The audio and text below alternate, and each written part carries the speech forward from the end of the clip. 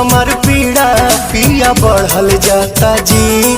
जिद खानी और जी दूजे अड़ल जाता जी।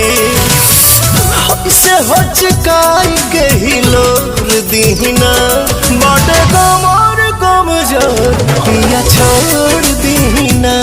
बाटे कमर कमजोर पिया छोड़ दी।